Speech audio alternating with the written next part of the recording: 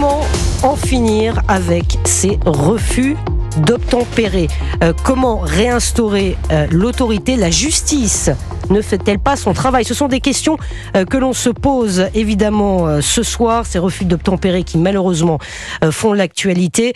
Évidemment la mort de ce gendarme victime de ce type d'acte lundi, cette petite fille qui est entre la vie et la mort après avoir été renversée par un deux roues. Évidemment, on va en parler, on a très envie d'entendre Georges Fenech et Rachel Kahn qui sont dans ce studio, mais d'abord Aurélie Laroussi. Vous êtes présidente de l'association Femmes des Forces de l'Ordre en colère et auteur de l'ouvrage Putaflic, l'enfer quotidien des familles des forces de l'ordre. Je voudrais peut-être vous entendre. Bonsoir Aurélie Laroussi. Bonsoir. Je voudrais peut-être vous entendre d'abord sur les mots qui ont été prononcés par la veuve d'Éric Comines, donc de ce gendarme tué à Mougins lors d'un refus d'obtempérer, qui estime que la France a tué son mari par son laxisme judiciaire. Je l'affirme haut et fort, la France a tué mon mari. La France a tué mon mari, le père de mes enfants. La France a tué mon mari par son insuffisance, son laxisme et son excès de tolérance. La France a tué mon mari. La France a tué mon mari. Ces mots sont très forts. Évidemment, on a tous été bouleversés par les mots de la veuve d'Éric Comines. Aurélie Laroussi, qu'est-ce que ça a déclenché chez vous, ces phrases, ces mots très forts? Déjà, on s'est toutes retrouvées. Je m'entends, heureusement. Je n'ai pas que des veuves et je pense que il y a que le vivant, malheureusement, qu'on peut le comprendre. Mais ces mots sont tellement forts que on peut être que solidaire, que approuver la totalité de ce qu'elle a dit, le laxisme judiciaire, l'incompétence. Enfin, tout est vrai dans ce qu'elle a dit et elle a dit ça avec une force et un courage qui nous a toutes laissé, comme on a dit, sans voix. Elle a tout dit. Elle a tout dit avec justesse, avec calme, non, on a été vraiment un petit peu ébahis. C'est vrai que nous, on parle beaucoup depuis des années dans les médias, mais ce terme-là, la France a tué mon mari. On n'aurait pas fait mieux. Clairement, j'aurais pas fait mieux. Aurélie Laroussi, tout est dit. Tout est dit. Aurélie Laroussi, vous restez évidemment avec nous parce que je voudrais bien entendre Georges Fenech. Évidemment, je me tourne vers vous. Pardon Rachel, mais non. Vous êtes ancien juge d'instruction. La France a tué mon mari par son laxisme judiciaire. La justice est pointée du doigt. On l'a également entendu dans le journal. On a le sentiment, est-ce la réalité? Je vous pose la question, Aurélie Laroussi, vous êtes avec nous. Est-ce que la justice n'applique pas la loi assez fort? Est-ce qu'on n'a pas assez de levier pour faire respecter la loi et sanctionner ces auteurs? Dans ce cas précis du gendarme Comines, on voit bien qu'en réalité, l'individu avait déjà été condamné à 10 reprises. Et pour des faits de violence routière quand même caractérisés. Il n'a jamais fait un jour de prison. Il a eu un petit bracelet électronique pendant un certain temps. Donc on voit bien qu'il y a un manque de fermeté, effectivement, de la justice. Mais vous l'expliquez comment, vous qui avez été dans les rouages de la justice? Parce que ce sont des comportements criminels, là, véritablement. D'ailleurs, la qualification, c'est homicide, c'est un meurtre, homicide volontaire, avec arme par destination, qui est un véhicule. Il faut bien faire cette distinction entre les accidents de la route, la mortalité routière. Il y a plus de 3000 morts par an en France, qu'on a fait baisser. Moi, je me souviens des années 70, on avait 16 000 morts par an, et puis la répression, le radar, les permis à points, etc. Aujourd'hui, on a divisé par 4 le nombre. Là, maintenant, on est dans autre chose. On n'est pas uniquement dans la conduite maladroite, l'excès de vitesse. On est dans autre chose. Quand un jeune prend une moto, fait du rodéo, il a un comportement dangereux. On a des exemples tous en mémoire. On se souvient des rodéos même dans des surfaces commerciales. On défie l'autorité sur la place Bellecour à Lyon. On défie l'autorité et des accidents se produisent. C'est pas un accident accidentel, si je puis dire. C'est un accident qui a été provoqué par un comportement. Et on se souvient tous du cri aussi de Yannick Aleno, mort de son fils par un jeune qui avait volé voiture, qui était sous l'emprise de stupéfiants, qui avait déjà été condamné, qui attendait d'être jugé, lenteur de la justice. Et là, on est dans un comportement de nature un peu plus criminelle, voyez-vous. Et donc c'est là qu'on se sent vraiment en compassion totale avec cette femme de gendarme, avec tous celles aussi et d'autres qui ont vécu cela, parce que il y a une défaillance, on peut le dire, des pouvoirs publics et de la justice qui n'est pas suffisamment dissuasive pour ce genre de comportement, même si, j'en termine par là, même si on a créé un délit spécifique de refus d'obtempérer, même si on a créé des brigades spécialisées, même si de temps en temps, heureusement, il y a des peines fermes qui sont prononcées, il y a encore vraiment un vaste chantier à mener. Aurélie Laroussi, vous êtes toujours avec nous. Et évidemment, j'imagine que vous partagez peut-être ce que dit Georges Fenech. Est-ce que vous êtes présidente de cette association Femmes des Forces de l'Ordre en colère. Je voudrais que vous témoigniez aussi par ce que vous avez vécu, ce que vivent ces femmes qui sont autour de vous. Est-ce que c'est une angoisse quotidienne et de savoir que vos époux, vos conjoints, vos compagnons vont sur le terrain avec ce risque et qu'aujourd'hui on a le sentiment que l'autorité est bafouée et que les auteurs terribles qui commettent ces faits terribles n'ont plus de respect donc pour l'autorité et de fait pour vos maris ou vos conjoints. Mais je vais déjà commencer par vous donner un exemple très concret. J'ai une de mes membres qui est malheureusement veuve d'un policier qui est mort suite à un refus d'obtempérer. Donc on est tout à fait dans le même cas que Monsieur Comin. Et ça a été jugé. Donc en fait, ce qui a été retenu, c'est déjà agression volontaire. Déjà, ça, c'est pas possible pour nous. Agression volontaire. Enfin, il y a quand même une grosse différence entre un meurtre, il me semble, et une agression, d'accord ? Le mari décédé de ma membre, je peux pas les citer parce que elle a fait appel, il y a encore une instruction en cours et elle veut vraiment pas que son nom soit donné. C'est tout à fait compréhensible. Je vais le respecter. Mais en fait, il faut savoir que l'assassin, le chauffeur, appelez ça comme vous voulez. Vous savez ce qu'il a pris ? Non. Au tribunal, il a pris 12 ans. Il a seulement pris 12 ans. Et comme Madame Comin l'a bien dit, et elle a entièrement raison, avec les aménagements de peine, sous bonne conduite, parce que cet individu, il aura été sympa, vous voyez, et il va ressortir quoi dans 8 ans ? Il va faire 8 ans au final. Et on a une veuve, et on a des orphelins. Voyez, et ça, ces qualifications-là, on ne peut plus, on ne les supporte plus, on ne veut plus les entendre. C'est pas possible, c'est plus possible. Il faut aujourd'hui que ce soit réellement qualifié comme tel, que la peine soit maximale. C'est-à-dire qu'on a un code pénal. Attention, on ne demande même pas de changer le code pénal, on ne demande même pas de revenir là-dessus. C'est-à-dire qu'aujourd'hui, pour tel crime, pour tel délit, le code pénal s'étend. En fait, vous avez toujours dans les procès entre la peine encourue et la peine prononcée. Mais il y a un écart entre ces deux, c'est plus possible. Et aujourd'hui, tout le monde sait très bien que renverser un flic, renverser un gendarme, ça coûte pas cher dans ce pays. Alors allons-y gaiement. Quel est le risque ? Franchement, quel est le risque ? Si peu que, heureusement, le policier ou le gendarme ne décède pas. Donc, c'est encore moins en fait. Parce que, comme une certaine partie de la gauche, c'est les risques du métier, c'est un accident du travail. Ça effectivement, oui, c'est l'Humanité qui a publié effectivement sur X. Ce sont les pères de nos enfants, les mères, parce qu'il y a quand même des femmes aussi. Oui. Et on peut pas entendre ça. C'est plus possible, nous, de voir partir nos maris, nos femmes le matin, en se disant, mais comme tous les couples, parce qu'on est quand même, les forces de l'ordre sont des couples comme tout le monde. Clairement, c'est le bisou avant de partir, bisou papa, bisou maman, à ce soir. Mais nous, c'est quotidien maintenant. Il y a quelques années, on n'avait pas cette peur quotidienne. Là, je dirais que c'est tous les jours, on se demande. L'angoisse quotidienne. Ou papa ou maman va rentrer ce soir. L'angoisse quotidienne, Aurélie Laroussi. C'est très fort, effectivement, et on partage, on imagine évidemment ce que vous pouvez ressentir. Vous citiez la gauche. C'est vrai que l'Humanité, Rachel Kahn, a publié sur X un post pour évoquer ce drame de Mougins et a évoqué un accident du travail qui recense les accidents du travail en France. Comment bon, c'est vrai que cette publication, j'imagine, Aurélie Laroussi, je vous entendrai évidemment là-dessus tout à l'heure. Comment peut-elle être perçue ? C'est-à-dire qu'effectivement, en France, il y a des femmes qui peuvent perdre leur mari, et puis alors il y a la liberté de la presse, on la remet évidemment pas en question. Il s'agit pas de ça. Bien sûr, il y a la liberté de la presse. Après, il y a la liberté de tout un chacun. on ne peut pas avoir comme titre l'humanité quand on fait un titre comme celui-là. C'est un titre d'inhumanité profondément.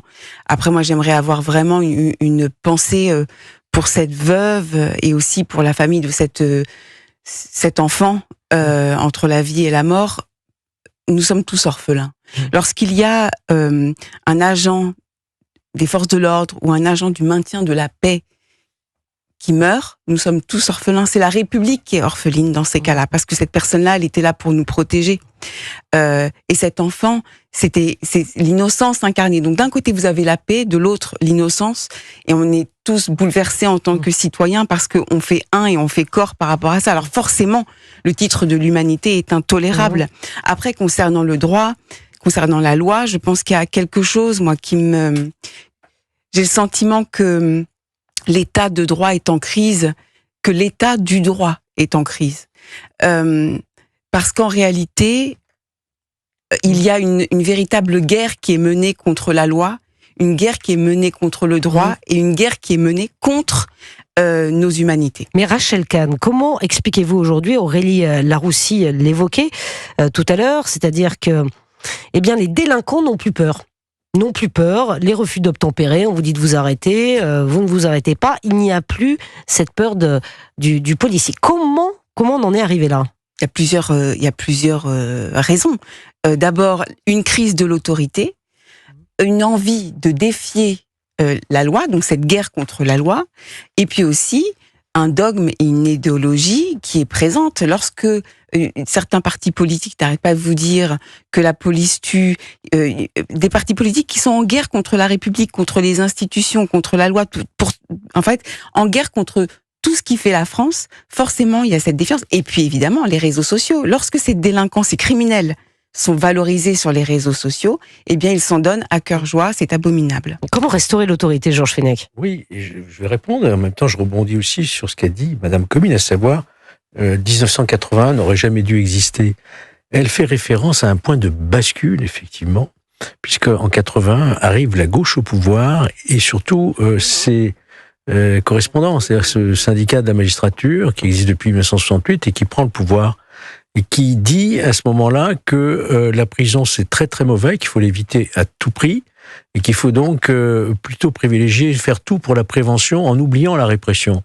Et donc il y a un sentiment d'impunité, plus qu'un sentiment, il y a une impunité qui s'est installée dans le pays depuis 40 ans, donc ça date pas d'aujourd'hui, qui fait qu'aujourd'hui, vous posez la question à Rachel tout à l'heure, pourquoi ces jeunes font des refus d'obtempérer ? Mais la prison, qu'est-ce que ça évoque pour eux ? Ils savent que quand ils arrivent en prison, de toute façon, il va y avoir un système d'aménagement de peine d'extrême largesse, et puis ils auront leur joint, comme d'habitude, puisque la drogue circule en prison, ils auront leur portable, comme d'habitude, puisqu'on saisit, bon an, mal an, 50 000 portables par an, etc., etc. Comment voulez-vous, qu'il y ait que la récidive, on puisse lutter contre la récidive face à des jeunes qui n'ont plus peur de la prison, parce que ça ne fait plus peur. On va en reparler, on va continuer d'en parler. Aurélie Laroussi, présidente de l'association Femmes des Forces de l'Ordre en colère. Vous restez avec nous, Europe 1. Il est 19h30. Europe 1 Soir Week-end, 19h, 21h. Pascal de la Tour du Pin. Comment finir avec ces refus d'obtempérer ? Comment rétablir aussi l'autorité ? Nous sommes en train d'en parler depuis 19h15 dans Europe 1 Soir Week-end avec Georges Fenech, avec Rachel Kahn, avec Aurélie Laroussi qui est présidente de l'association Femmes des Forces de l'Ordre en colère. On évoquait la justice. La justice est-elle trop laxiste avec les délinquants? La prison n'est-elle pas assez ferme? Ce qui fait que ces délinquants n'ont plus peur de rien. C'est ce que vous disiez, Georges Fenech. Aurélie Laroussi, est-ce que c'est un peu votre sentiment? C'est ce que vous disiez avec beaucoup d'émotion tout à l'heure dans la voix. Vous nous expliquiez, mais nous, quand nos maris, nos compagnons, nos conjoints partent le matin... on ne sait pas s'ils reviendront le soir. Quoi. C'est ça, ce que vous nous dites. C'est-à-dire que vous vivez dans cette angoisse permanente. Et puis, il y a un gros problème, parce que certes, il y a un problème de cette justice laxiste. Il y a un deuxième point, c'est que nos forces de l'ordre aujourd'hui ne peuvent plus travailler. Clairement. Mais pourquoi elles ne peuvent plus travailler? C'est-à-dire que, à la moindre interpellation, c'est eux qui sont incriminés. Enfin, c'est de suite le policier qui a tort.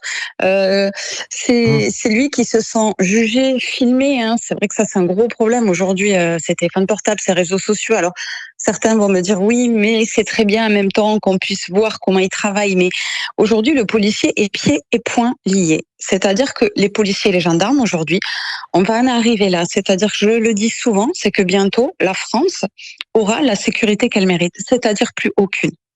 Aujourd'hui, un policier, il risque ou de se faire donc renverser, tuer toutes les 20 minutes, parce que c'est les chiffres qui sont tombés, on en est là, ou de se retrouver peut-être en garde à vue le soir même et de plus voir sa famille. Donc, vous voyez, il n'y a pas si longtemps, il y a eu l'affaire Naël, que tout le monde a entendu bien évidemment parler. Florian, il est resté des mois en prison, pour rien au final. Pour rien. Et aujourd'hui, donc, vous avez d'un côté, donc j'y reviens, la justice laxiste, vous avez nos hommes, nos femmes, nos forces de l'ordre qui ne peuvent plus travailler, parce que il y a toujours cette présomption de culpabilité d'office pour eux. Oui, ils doivent prouver leur innocence, c'est ça ce que vous dites. Et après, il y a aussi un autre point dont on parle pas assez, c'est-à-dire l'administration pénitentiaire. Moi, vous voyez, j'ai ma sœur, qui est surveillante depuis plus de 20 ans. Donc, je connais aussi derrière les barreaux. Et je sais aussi dans quelles conditions nos agents pénitentiaires travaillent. C'est-à-dire, ils travaillent dans quelles conditions? Que vous raconte votre sœur? Mais ils sont en sous-effectif déjà, clairement, parce qu'ils n'en peuvent plus. Parce qu'aujourd'hui, je dirais que le détenu a plus de droits que le surveillant. C'est-à-dire, le détenu a plus de droits que le surveillant. Pourquoi? Il faut respecter sa dignité, il faut respecter, les droits de l'homme, tout ça. Il faut qu'il ait son confort, il faut qu'il ait lui accès à sa famille, à sa compagne. Vous voyez, là, par exemple, le monsieur là qui a tué monsieur Commun, quand il va être condamné, lui, il va avoir le droit, s'il a une compagne, j'en sais rien, s'il est marié, s'il a une compagne, ce monsieur, il va avoir le droit, lui, de recevoir sa compagne. Une fois par mois, une fois par semaine, enfin bon, ça sera à l'appréciation. Mais Madame Commun, elle, son mari, elle va plus jamais le revoir. Je voudrais Aurélie Laroussi, je voudrais entendre Georges Fenech, ancien juge d'instruction, ce que dit cette dame sur ce point. Vous savez, la victime n'intéresse pas trop la justice. C'est fort ce que vous dites, Georges Fenech. La victime n'intéresse pas la justice, c'est-à-dire... Elle a un strapontin dans le procès. Est-ce que vous seriez capable, Rachel, par exemple, de me citer le nom d'une victime de Michel Fourniret? Absolument pas. Ou de Guy Georges? Non. Ou de Francis Hall? Non. Par contre, ceux-là, les noms que je viens de citer, oui. Parce que ce qui est intéressant pour la justice, c'est le criminel. Vous voyez, parce que pourquoi c'est intéressant? Non, mais les médias aussi, c'est-à-dire qu'effectivement, on parle de ces criminels. Il y a un jeu, si vous voulez. Parce que, si vous voulez, dans cette idéologie, le criminel, c'est d'abord lui, la victime d'une société fondamentalement injuste, qui cause un petit peu ces discriminations et qui vont entraîner cette délinquance, cette criminalité. La meilleure preuve de ce que j'avance, c'est que lorsque deux pères de famille, dont les filles ont été assassinées, dont un, sa fille Pascale, assassinée, violée par Guy Georges à 20 ans, ça a été la première des victimes. Quand ces deux pères de famille ont créé une association pour lutter contre les tueurs en série, ils se sont retrouvés sur un mur des cons, dans un local syndical des juges, qui les ont traités de cons parce qu'ils essayaient de préserver les futures victimes. Voyez-vous? Donc, c'est ça qu'on a inversé les valeurs, quoi. Voilà, les victimes, elles passent un peu en pertes et profits. Sauf que ces victimes, elles ont un nom, elles ont un prénom, elles ont une vie, elles ont une histoire, elles ont une famille. Rachel Cagne, je voudrais vous entendre. Là aussi, c'est très fort ce que vous dites, Georges Fenech, c'est-à-dire qu'on a inversé les rôles, et à force d'inverser les rôles, on a basculé dans une société où tout est inversé. Tout est inversé, et c'est pour ça, justement, que l'état de droit est en crise. C'est-à-dire que normalement, l'état de droit, la base, c'est qu'il n'y a rien au-dessus des règles de droit. Il n'y a rien au-dessus d'un tribunal contre l'arbitraire. Mais là, on voit bien que d'un côté, il y a le tribunal, la justice, et par ailleurs, effectivement, les victimes sont mises de côté, si bien que, comme le disait cette dame, la peine sentimentale, la peine à perpétuité, elle est du côté de cette veuve. C'est cette veuve qui aura une peine immense à perpétuité, et non pas le criminel. Et par ailleurs, finalement, c'est cette société qui décide, une forme de tribunal populaire ou de meute, et on le voit sur les réseaux sociaux, qui inverse totalement, où finalement le bourreau devient la victime, et que l'état de droit va protéger encore plus, c'est-à-dire de manière totalement radicale, à tel point, parce qu'au-dessus, on a aussi la Cour européenne des droits de l'homme qui ne nous aide pas dans ce contexte-là, où on a été condamné aussi sur ces questions finalement des libertés fondamentales, voilà. Donc et qui finalement nourrit cette inversion totale des valeurs, si bien que les victimes n'arrivent pas, sont inconsolables déjà, et n'arrivent pas à se réparer parce que les bourreaux et les criminels ne sont pas punis à la hauteur de leurs crimes. Je voudrais qu'on écoute un autre témoignage, celui de Virginie. Virginie, en 2021, eh bien son mari est victime d'un refus d'obtempérer. Il est policier de la BAC en Bretagne. Il est gravement blessé après ce refus d'obtempérer.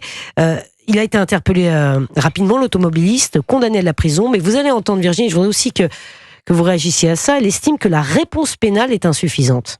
Il a été arrêté tout de suite après l'accident. Il a été condamné à 2 ans de prison, 1 an ferme et 1 an avec sursis. Et ce qui est lamentable, c'est que sur les 1 an ferme, il n'a fait que 5 mois. Parce que bonne conduite, alors parce qu'en France, si on est gentil pendant quelques mois, on vous réduit votre peine. C'est un peu un cinéma parce qu'ils font les pires bêtises. Ils savent très bien que voilà, si je me tiens tranquille, de toute façon, je veux faire que la moitié de ma peine. Et encore, nous, il a même pas fait la moitié. Nous, il n'a même pas fait la moitié. Georges Fenech, pardon, alors ça c'est quand même dingue. Il prend 1 an ferme, il fait 5 mois. Et c'est-à-dire que c'est un peu toujours comme ça. Et moi, je comprends la colère des victimes. Je comprends la colère d'Aurélie Laroussi, qui est avec nous, présidente de l'association Femmes des Forces de l'Ordre en colère. Pourquoi les peines ne sont-elles pas appliquées en France ? Je pense qu'il y a un vaste chantier qu'il faudra un jour ou l'autre ouvrir, c'est celui de l'aménagement des peines. Il faut préserver le principe... Mais pourquoi les peines ne sont pas appliquées ? 1 an ferme, c'est 1 an ferme. Parce que, si vous voulez, on a un système d'une extrême largesse dans l'individualisation de la peine. Bien sûr qu'il faut appliquer la peine, il faut l'individualiser, on est tous d'accord. Mais entre individualiser et dévitaliser totalement la peine, il y a quand même un juste milieu. On a un système en France qui consiste à dire, voilà, il y a un tribunal collégial qui a prononcé une peine d'1 an ferme, en public, transparent. On envoie ensuite le jugement à un juge qui est tout seul dans son cabinet, qui s'appelle le juge d'application des peines, va détricoter dans le secret de son cabinet une peine qui a été prononcée publiquement et qui fera de 1 an, il en fera un bracelet électronique, une semi-liberté, il en fera ce qu'il voudra, voyez-vous. Donc c'est ce système-là qui a enlevé, vous savez, c'est Beccaria qui disait au XVIIIe siècle, criminologue italien célèbre, qui disait, ça n'est pas le montant de la peine qui fait peur aux délinquants, c'est la certitude qu'il va exécuter la peine. Or, les peines, quand elles sont peu ou prou prononcées aujourd'hui, elles ne sont pas exécutées, soit par un système d'aménagement des peines extrêmement large, par exemple, pour quelqu'un qui a été condamné à 10 ans de réclusion. Allez, 10 ans de réclusion, c'est déjà 3 mois de réduction par an. Donc, vous faites le compte. Et en plus, vous avez, si vous passez un ceci, si vous passez un diplôme, et au final, quelqu'un qui a été condamné à 10 ans, au bout de 4 ans, peut sortir de prison. Rachel Kahn, j'ai une question qui paraît dingue, pardon, mais on fait comment pour inverser la vapeur là ? Parce qu'on a l'impression que c'est une machine qui est lancée depuis des années, des dizaines d'années. Je sais même pas. Peut-être que vous avez un point d'ancrage, un point de début de cette mentalité où il faut protéger tout le monde. C'est vrai que voilà, on est le pays des droits de l'homme et on en est très fiers. Donc il n'est pas question de revenir là-dessus. Il est juste question de rendre justice aux victimes. Comment faut-il inverser aujourd'hui la vapeur ? Par quoi on commence ? Mais pour moi, il y a plusieurs endroits, peut-être, parce que je vous ai beaucoup parlé d'état de droit, parce que pour moi, c'est la valeur fondamentale. C'est-à-dire, à partir du moment où on ne remonétise pas ce qu'est la loi et ce qu'est l'état de droit, donc c'est une opération de communication et de transmettre aussi la citoyenneté. Mais qui va s'occuper de ça ? Nous, c'est-à-dire à tous les endroits. Je pense qu'à la fois au niveau des élus, des responsables politiques, à chaque fois justement qu'il y a un responsable politique qui arrive à manifester et crier avec d'autres personnes qui crient « tout le monde déteste la police », ça par exemple, ce responsable politique doit être... en tout cas, doit avoir une sanction très forte. Rachel Kahn, juste un mot. Rachel Kahn, la veuve d'Éric Comines, a dit que tout a basculé en 1981, sous-entendu avec l'arrivée de François Mitterrand. On va en reparler dans un instant. Est-ce que vous êtes d'accord avec ça ? Alors, peut-être qu'au niveau de l'état de droit, et de l'application, c'est ce que vous disiez tout à l'heure. Je peux vous faire toute... Ah bah voilà. On va en reparler. Je peux vous faire la série. Hein. C'est ça. Ouais. Moi, j'ai vécu ça. Ouais. Donc, je peux vous la faire, la c'est suppression de ceci, la Alors, suppression de cela. on va y revenir, c'est très intéressant. C'est très intéressant, on va y revenir, mais d'abord, il est 19h44 sur Europe 1 Soir Week-end. 19h, 21h, Pascal Delatour du Pin. Et nous sommes toujours avec Rachel Kahn, essayiste et écrivaine, Georges Fenech, ancien juge d'instruction dans ce studio d'Europe 1. Aurélie Laroussi, présidente de l'association Femmes des Forces de l'Ordre en colère, est également avec nous. On évoquait un point juste avant l'essentiel de l'actualité, un point très intéressant, la bascule de 1981, la veuve d'Éric Comminges, ce gendarme tué à Mougins lors d'un refus d'obtempérer par un multirécidiviste, dit, et elle a eu ces mots très forts, la France a tué mon mari par son laxisme judiciaire, elle dit que le point de bascule, c'est 1981, donc on traduit l'arrivée. Je vois Georges Fenech me dire, il disait juste avant la pause, j'ai une liste de doléances, j'ai une liste de faits. 1980, la bascule. Vous êtes d'accord ou pas, Georges? Robert Badinter, Place Vendôme. Quelle année 1981, d'un trait de plume, simple circulaire, il va abroger la loi sécurité-liberté de Perfit, qui était une loi équilibrée avec de la répression. Il abroge. Et tout d'un coup, on va mettre en place des hommes, des femmes, qui sont issus d'un courant idéologique et qui sont convaincus, persuadés que le crime est un sous-produit de la misère.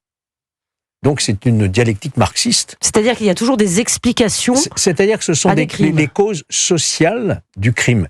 D'ailleurs, ça a coûté cher à Lionel Jospin 20 ans plus tard, puisque lui, il avouera qu'il avait cru qu'en faisant reculer le chômage, il ferait reculer la délinquance. Deuxième tour, il est éliminé au premier tour de l'élection présidentielle.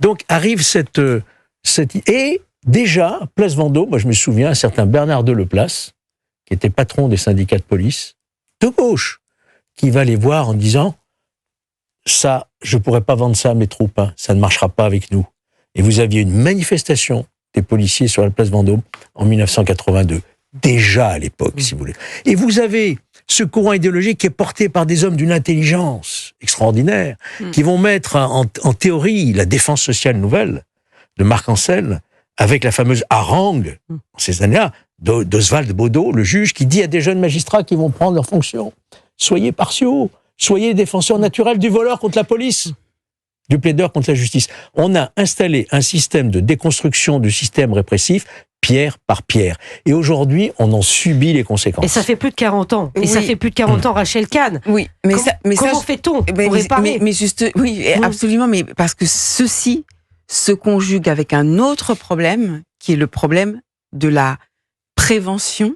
C'est-à-dire, à partir du moment où on a une école où on ne peut plus, en fait, apprendre ce qu'est la citoyenneté, ce que nous sommes en tant que pays, c'est-à-dire que dans notre corpus, il y a des droits, mais aussi des devoirs. À partir du moment où l'autorité de l'instituteur décline, eh bien, forcément que l'autorité de la justice, l'autorité du policier décline également. Donc, en fait, c'est un tout. Et je crois que c'est finalement les deux faces d'une même pièce. Si vous permettez, oui. Que ce soit bien compris ce que j'ai dit, je ne dis pas qu'il faut faire que du tout répressif ou du tout carcéral. Non, une politique pénale, ça repose sur ces deux pieds. Absolument. La prévention et la répression. Mais si vous ne faites que de la prévention, ça ne marche pas. Bien sûr. Si vous ne faites que de la répression, ça n'a aucun sens. Complètement. Mais ce que Sauf que la gauche, effectivement, a oublié la répression. Et la prévention.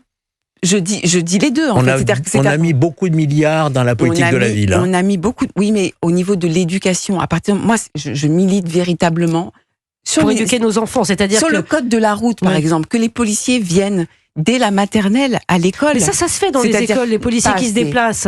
Peut-être pas assez, mais ça se fait dans les écoles, les policiers qui viennent échanger avec les élèves. Comment consacrer l'autorité de l'uniforme dès le plus jeune âge? Je pense que dès le plus jeune âge, il est important de le faire. Et je pense qu'il y a eu les deux, en fait, Georges. C'est-à-dire à la fois répressif, éducatif, préventif, et que ça a été un déclin, et que forcément aujourd'hui, on crache sur l'état de droit. Mais Rachel Kahn, moi c'est terrible parce que je suis une maman, peut-être vous aussi vous êtes une maman, on est tous parents, on se dit mais mon Dieu, dans quel état on est? Grands-parents. Les grands-parents, bravo.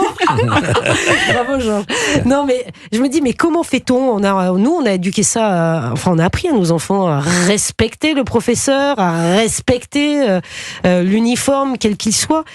On a l'impression qu'on repart de zéro, qu'il va falloir reconstruire pierre par pierre. Ouais. Mais ça va prendre combien de temps? C'est-à-dire qu'en clair, on a mis 40 ans pour tout déconstruire, on est arrivé à un point de non-retour, point d'interrogation, il va falloir reconstruire, ça va prendre 40 ans? C'est la question. Au moins 20 ans. La question. 20 ans, vous dites, Rachel Kahn? Une génération. 20 ans, Une génération. Une génération. Le vrai défi pour notre société, c'est effectivement les mineurs, c'est les enfants. C'est là que ça se passe. Regardez, par exemple, les émeutes de l'été dernier, la moyenne d'âge, c'était 17 ans. C'est des mineurs. Ce sont des mineurs dont on n'a pas su les prendre en charge. Dans la répression et dans la prévention sur les mineurs, nos jeunes, nous sommes responsables d'eux. Et d'avoir des peines qui sont mises en œuvre, des peines effectuées, c'est aussi les protéger. C'est-à-dire que dès qu'ils les violent la loi, les punir, c'est aussi les protéger, notamment des autres, mais aussi d'eux-mêmes. Y compris les mineurs. Absolument. Oui, Quand on compris aime les ses mineurs. enfants, on les sanctionne. Si on les aime pas, on s'en occupe pas. Non, mais ça c'est sûr, mais vous Voilà. avez raison. Genre, il faut fixer des limites et les enfants Fixer des limites. ont besoin d'avoir des limites qui soient fixées. C'est vrai qu'on voit beaucoup de mineurs délinquants maintenant qui ont 12 ans. Enfin, c'est même pas de l'adolescence, c'est de la préadolescence. Commettre 12 ans. des viols, C'est des meurtres à coups de épouvantable. Kalachnikov Non, à non, 13-14 ans. Moi, c'est j'avais jamais épouvantable. vu ça. Et puis, il y a quand même un autre phénomène aujourd'hui qui est connexe avec plein d'autres choses au niveau national et international, c'est cette guerre contre la vérité. La qualification juridique dont parlait cette dame, lorsqu'il s'agissait véritablement d'un meurtre et que finalement on qualifie autrement le fait que ce soit un accident ou je ne sais quoi, le fait aujourd'hui qu'on ait eu des manifestations sur, par exemple, la vérité pour Adama, alors qu'on sait très bien que ce qui se passe pour la vérité pour Adama, quand on regarde le réel, c'est tout autre chose que le récit qui nous est livré sur les réseaux sociaux et autres de cette idéologie délétère qui fracture notre société. Je pense qu'il y a plusieurs chantiers à ouvrir pour que le droit soit consacré et mis en œuvre. Je voudrais entendre Aurélie Laroussi, vous êtes toujours avec nous, présidente de l'association Femmes des Forces de l'Ordre en colère. C'est vrai qu'il y a toute une éducation à refaire de nos enfants, réinstaurer l'autorité, parce qu'on a un peu le sentiment aujourd'hui, mais c'est terrible, parce que quand je vous écoute, on se dit mais c'est pas possible. C'est-à-dire que là, pour l'instant, il faut reconnaître qu'on a perdu la bataille. Vous avez aussi ce sentiment, Aurélie ? Oui, et je vais revenir sur l'idée de faire intervenir nos forces de l'ordre dès la maternelle, parce que nous l'avions proposé il y a déjà quelques années. On avait donné l'idée, parce qu'aujourd'hui, comme disait Monsieur Fenech, on a un gros problème avec les mineurs, et ça, c'est ce que nos forces de l'ordre nous font beaucoup remonter. C'est un gros problème, les mineurs. Moi, je sais que j'ai beaucoup d'amis policiers, des grands, enfin, je veux dire des CRS, beaucoup évidemment. Donc, un CRS, c'est quand même, grand, imposant. Vous avez la tenue, vous avez l'uniforme, et beaucoup me disent, mais Auré, on a des gamins de 12 ans, 10 ans, 12 ans, qui nous regardent et qui nous disent, mais et alors, tu vas nous faire quoi, toi? Tu vas nous faire quoi? Non, mais c'est dingue ce que vous racontez, Aurélie Laroussi. Mais qui sont les parents, Aurélie Laroussi, qui sont les parents de ces gamins, parce que c'est des gamins de 10-12 ans, qui sont les parents de ces gamins de 10-12 ans, puisque semble-t-il, c'est devenu la norme. Mais à qui parle-t-on exactement? Qui sont les parents? Est-ce que vous le savez, Aurélie Laroussi? Ah ben non. Non, mais le profil des parents, le profil des parents. Je savoir, j'aimerais d'ailleurs, avec certains, en parler. Ce sont, je pense, des parents un petit peu démissionnaires. Dans certains quartiers, évidemment, ça c'est sûr, démissionnaires, c'est sûr. Que d'autres, voilà, on va pas se le cacher. Mais alors il y a ce sentiment, donc les gamins, parce que c'est des gamins, c'est des gosses. Enfin, moi, je suis maman aussi, comme on disait tout à l'heure. Je crois qu'on est tous parents. Ben oui. Ça reste des gamins. Enfin. Mais Aurélie Laroussi, cette haine de l'uniforme. Les parents sont démissionnaires, donc on a tendance à se dire allez, ça va être l'école qui va faire un peu le job, même si évidemment l'éducation nationale n'est pas là pour ça. Aurélie Laroussi, cette haine de l'uniforme, cette haine de la France pour certains, est-ce que de ces gamins, parce que là on va parler des enfants de 10-12 ans, moi je vois à quoi ça ressemble, c'est haut comme ça, enfin 10-12 ans. Comment les forces de l'ordre, c'est vrai que c'est très compliqué, comment les forces de l'ordre, d'après les témoignages que vous avez, évidemment, appréhendent ces gamins, parce qu'ils sont mineurs, comment les cadrent-ils, comment arrivent-ils à les cadrer quand ils se retrouvent dans cette difficulté, justement, de les appréhender ou de les empêcher de faire quelque chose de mal? C'est que le policier sait très bien déjà qu'en face de lui, il est un mineur, et qui ne peut strictement rien faire et rien dire. Donc, vous savez, on entend sans rien dire. La police tue, la police est violente, mais je peux vous assurer que nos forces de l'ordre ont un sang-froid, restent d'un calme. Alors, je ne sais pas si c'est bien ou si c'est mal, en fait, au final, parce que ils restent calmes, parce que déjà, ils savent très bien les risques qu'ils encourent s'ils ont un mauvais terme, un mauvais geste, voilà, parce que moi j'en ai beaucoup qui me disent, mais Aurélie, ça pourrait être nos gosses, on s'est tous énervés après nos enfants, il faut être honnête.